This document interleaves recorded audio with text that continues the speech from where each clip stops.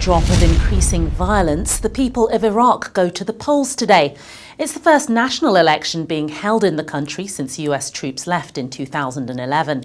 I'm Sophia Aribo, bringing you more on this story in today's press review.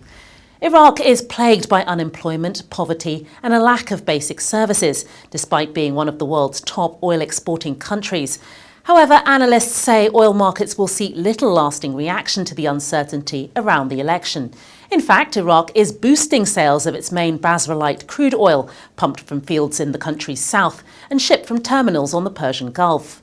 There are more than 9,000 candidates running for one of the 328 seats in Iraq's parliament. The most important figure is current Prime Minister Nouri al-Maliki, who's hoping to win a third term. Maliki is also Minister of Defence, Interior and National Security and head of the armed forces. But security isn't one of his strengths. In the run-up to the election, attacks have intensified. In the last week, more than 80 people have died in bombings that have targeted rallies. A dozen candidates have been killed.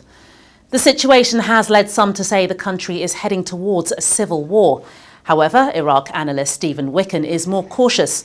I don't think civil war is looming, but I do think the risks are higher than at any point in recent years.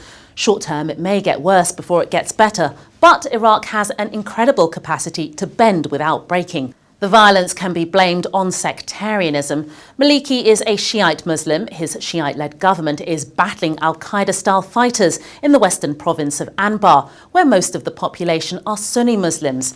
And there's the issue of how to share power with Sunnis and Iraqi Kurds. No one party is expected to gain a majority in the election. Whatever the outcome, it's hoped a government can be formed faster than the 7 months it took after the last one. That's all for today's press review. Natalie MacDonald will be bringing you Wednesday's edition of Forecasts.